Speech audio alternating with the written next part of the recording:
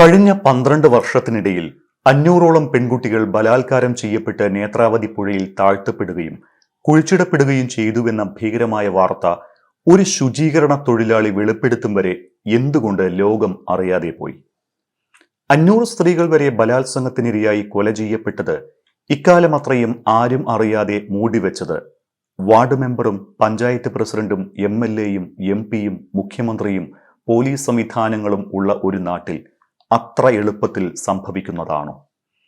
ആ തൊഴിലാളി പറഞ്ഞതൊക്കെ വാസ്തവമാണ് എങ്കിൽ തൊട്ടടുത്ത അയൽ സംസ്ഥാനമായ കേരളത്തിലെ എത്രയെങ്കിലും ആളുകൾ, പ്രത്യേകിച്ച് സ്ത്രീകൾ, ഈ കൊലപാതക പരമ്പരകളിൽ ഇരകളായി മാറിയിരിക്കാനുള്ള സാധ്യതയും കൂടുതലല്ലേ?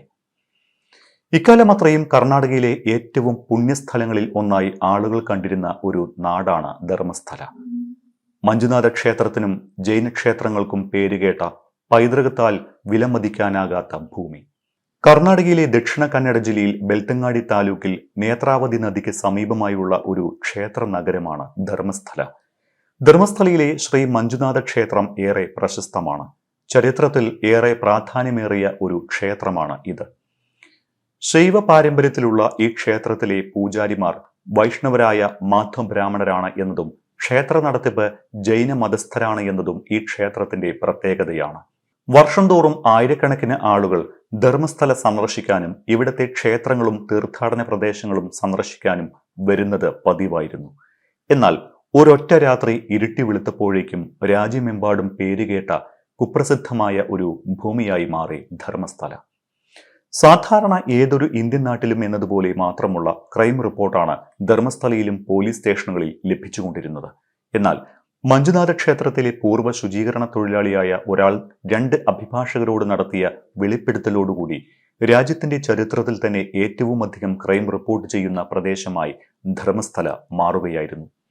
നൂറുകണക്കിന് മനുഷ്യരെ അതിക്രൂരമായി കൊന്നുവെന്ന വെളിപ്പെടുത്തലുമായി ഒരു പൂർവ്വ ശുചീകരണ തൊഴിലാളി കഥകളിൽ നിറഞ്ഞു. കേട്ടവർ മൂക്കത്ത് വിരൽ വെച്ചു. പോലീസും ജനപ്രതിനിധികളും നെറ്റിച്ചുളിച്ചു. എന്നാൽ കേവലം ഒരു വിടുവായുത്തമല്ല താൻ പറഞ്ഞത് എന്നും എവിടെയൊക്കെയാണ് മൃതദേഹങ്ങൾ കുഴിച്ചിട്ടത് എന്ന് തനിക്കറിയാമെന്നും അവയെല്ലാം താൻ പുറത്തെടുത്ത് കാണിക്കാമെന്നും എന്ത് ശിക്ഷ വേണമെങ്കിലും ഏറ്റുവാങ്ങാൻ തയ്യാറാണ് എന്നും ആ തൊഴിലാളി കൂട്ടിച്ചേർത്തപ്പോൾ സംശയം പ്രകടിപ്പിച്ചവർ ഞെട്ടലിന്റെ പാരമ്യത്തിലേക്ക് നടന്നുകയറി.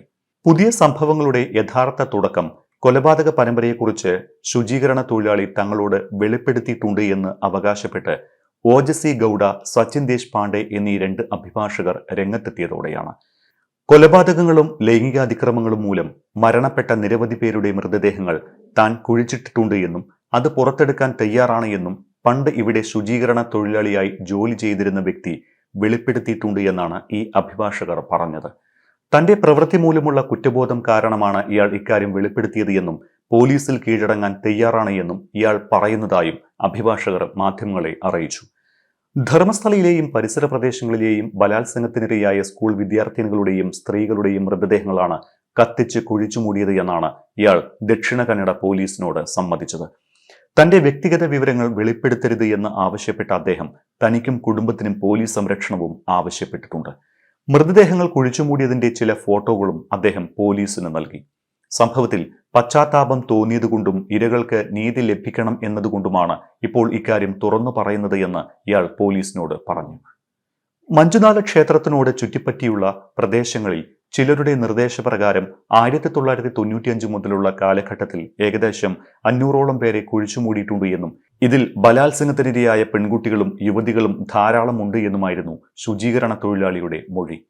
1995 മുതൽ 2014 വരെയുള്ള കാലയളവിൽ കർണാടക ധർമ്മസ്ഥല പ്രദേശത്ത് മാത്രം അസ്വാഭാവികമായി മരണപ്പെട്ടവർ 500-ന് മുകളിലാണ്.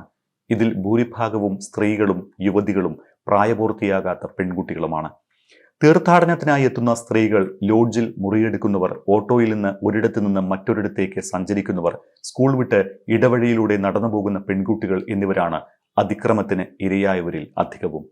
സ്ത്രീകളിൽ പലരും ക്രൂരമായ ലൈംഗികാതിക്രമത്തിനിരയായി കൊല്ലപ്പെട്ടുവെന്നാണ് കണ്ടെത്തൽ. പക്ഷേ കൊലപാതകങ്ങളിലും അസ്വാഭാവിക മരണങ്ങളിലും കൃത്യമായ അന്വേഷണം നടത്തുന്നതിനോ പ്രതികളെ കണ്ടെത്തുന്നതിനോ പോലീസിനോ നിയമ സംവിധാനങ്ങൾക്കോ കഴിയാതെ പോയതാണ് ഈ സംഭവത്തിന്റെ ഗൗരവം വർദ്ധിപ്പിക്കുന്നത്. 2012 ഒക്ടോബർ 9 ബലാത്സംഗത്തിനിരയായി കൊല്ലപ്പെട്ട PU കോളേജ് വിദ്യാർത്ഥിനി സൗജന്യയുടെ കൊലപാതകത്തിൽ വലിയ പ്രതിഷേധം ഉയർന്നു. സ്കൂൾ വിട്ട് വീട്ടിലേക്ക് നടന്നു വരികയായിരുന്ന പെൺകുട്ടിയെ ഇടവഴിയിൽ വെച്ച് തട്ടിക്കൊണ്ടുപോയി ക്രൂരമായ ലൈംഗികാതിക്രമത്തിന് ഇരയാക്കി കൊലപ്പെടുത്തിയതിനു ശേഷം വനത്തിൽ ഉപേക്ഷിക്കുകയായിരുന്നു. പിന്നീട് വീട്ടുകാരും നാട്ടുകാരും നടത്തിയ തെരച്ചിലിലാണ് പെൺകുട്ടിയുടെ മൃതദേഹം കണ്ടെത്തിയത്. കേസന്വേഷണത്തിന്റെ ഭാഗമായി സൗജന്യ വധക്കേസിൽ ഒരാളെ പിടികൂടിയെങ്കിലും ഇയാൾ യഥാർത്ഥ കുറ്റവാളിയല്ല എന്ന തിരിച്ചറിവിന്റെ അടിസ്ഥാനത്തിൽ 7 വർഷത്തെ ശിക്ഷയ്ക്ക് ശേഷം കോടതി വെറുതെ വിട്ടു. ആദ്യഘട്ടത്തിൽ തന്നെ ഇയാൾ നിരപരാധിയാണെന്നും യഥാർത്ഥ കുറ്റവാളികളെ കണ്ടെത്തണമെന്നും ആവശ്യപ്പെട്ട് സൗജന്യയുടെ കുടുംബവും സമരസമിതിയും രംഗത്തെത്തിയിരുന്നു. പക്ഷേ കൃത്യമായ അന്വേഷണം നടത്താനോ പ്രതികളെ പിടികൂടാനോ പോലീസിന് സാധിച്ചില്ല. പോസ്റ്റ്മോർട്ടം റിപ്പോർട്ടും സാഹചര്യ തെളിവുകളും അവഗണിച്ച് യഥാർത്ഥ പ്രതികളെ സംരക്ഷിക്കുകയാണ് പോലീസ് ചെയ്തത് എന്നാണ് ആരോപണം. സൗജന്യയ്ക്ക് നീതി ലഭിക്കണമെന്നാവശ്യപ്പെട്ട് സമരങ്ങൾ പുരോഗമിക്കുമ്പോഴാണ് നേത്രാവതി സ്നാനഘട്ടത്തിലെ ശുചീകരണ തൊഴിലാളിയുടെ പുതിയ വെളിപ്പെടുത്തൽ ഉണ്ടായത്. എന്നാൽ ഈ വെളിപ്പെടുത്തലുകൾ രാജ്യം നടുക്കുന്ന ഒരു ക്രൈം പരമ്പരയ്ക്ക് പിന്നിലുള്ള രഹസ്യങ്ങൾ വെളിപ്പെടുത്താൻ ഒഴുകുന്ന തരത്തിലേക്കുള്ള നടപടിയിലേക്ക് നീങ്ങുമെന്ന് പ്രതീക്ഷിച്ചവരെ ഞെട്ടിച്ചുകൊണ്ടാണ് കഴിഞ്ഞ ദിവസം ഒരു വാർത്ത കൂടി വരുന്നത്. ക്ഷേത്രവുമായി ബന്ധപ്പെട്ട് പുറത്തുവന്ന 8800-ലധികം സമൂഹ മാധ്യമ ലിങ്കുകൾ നീക്കം ചെയ്യാൻ കോടതി ഉത്തരവിട്ടിരിക്കുകയാണ്. ക്ഷേത്രം ധർമാധികാരി വീരേന്ദ്ര ഹെഗ്ഡെയുടെ സഹോദരൻ ഹർഷേന്ദ്രകുമാർ സമർപ്പിച്ച ഹർജിയിൽ Bengaluru additional city civil and sessions കോടതി ജഡ്ജി വിജയകുമാർ റായിയാണ് ഇങ്ങനെയൊരു ഉത്തരവിട്ടിരിക്കുന്നത്. പത്രങ്ങൾ, TV ചാനലുകൾ, വെബ്സൈറ്റുകൾ, യൂട്യൂബർമാർ എന്നിവരുടെ കവറേജുകളും ഈ ലിങ്കുകളിൽ ഉൾപ്പെടുന്നുണ്ട്. ഹർഷേന്ദ്ര സമർപ്പിച്ച ഹർജിയിൽ വ്യക്തികളുടെ നിരവധി ട്വീറ്റുകൾ, ഫേസ്ബുക്ക് പോസ്റ്റുകൾ എന്നിവയും നീക്കം ചെയ്യണമെന്ന് പറയുന്നുണ്ട്. ഹർഷേന്ദ്രയ്ക്കും കുടുംബാംഗങ്ങൾക്കും കുടുംബം നടത്തുന്ന സ്ഥാപനങ്ങൾക്കും ധർമ്മസ്ഥയിലെ മഞ്ജുനാഥസ്വാമി ക്ഷേത്രത്തിനുമെതിരെയുള്ള ഏതെങ്കിലും അപകീർത്തികരമായ ഉള്ളടക്കവും വിവരങ്ങളും യൂട്യൂബ് ചാനലുകൾ നീക്കം ചെയ്യണം. ഡിജിറ്റൽ മീഡിയയിലോ സോഷ്യൽ മീഡിയയിലോ ഏതെങ്കിലും തരത്തിലുള്ള പ്രിന്റ് മീഡിയയിലോ ഇത് സംബന്ധിച്ച വാർത്തകൾ പ്രസിദ്ധീകരിക്കുന്നത് അടുത്ത വാദം കേൾക്കുന്നതുവരെയാണ് കോടതി തടഞ്ഞിരിക്കുന്നത്. അതേസമയം ശുചീകരണ തൊഴിലാളിയുടെ വെളിപ്പെടുത്തൽ അന്വേഷിക്കുന്നതിന് പ്രത്യേക സംഘത്തെ രൂപീകരിച്ച് കർണാടക സർക്കാർ കഴിഞ്ഞ ദിവസം ഉത്തരവിറക്കിയിരുന്നു. DGP പ്രണബ് മൊഹന്തി അന്വേഷണത്തിന് നേതൃത്വം നൽകും. അതേസമയം അന്വേഷണ സംഘത്തിലെ 2 ഉദ്യോഗസ്ഥർ അംഗമാകാൻ അസൗകര്യം പ്രകടിപ്പിച്ചതായും വാർത്തകൾ വന്നു. എന്നാൽ ഇക്കാര്യം ശരിയല്ലെന്നും പ്രത്യേക സംഘം ഉടൻ അന്വേഷണം ഏറ്റെടുക്കുമെന്നും കർണാടക ആഭ്യന്തരമന്ത്രി പരമേശ്വര വ്യക്തമാക്കിയിട്ടുണ്ട്. ഈ അന്വേഷണങ്ങളെ മഞ്ജുനാഥ ക്ഷേത്ര ട്രസ്റ്റ് സ്വാഗതം ചെയ്യുന്നുണ്ട് എങ്കിലും ഇപ്പോഴും സംശയങ്ങൾ ബാക്കിയാകുകയാണ്. പുതിയ അന്വേഷണ സംഘത്തിന്റെ അന്വേഷണത്തിൽ കൃത്യമായ വിവരങ്ങൾ പുറത്തുവരുമെന്ന് നമുക്കും പ്രതീക്ഷിക്കാം.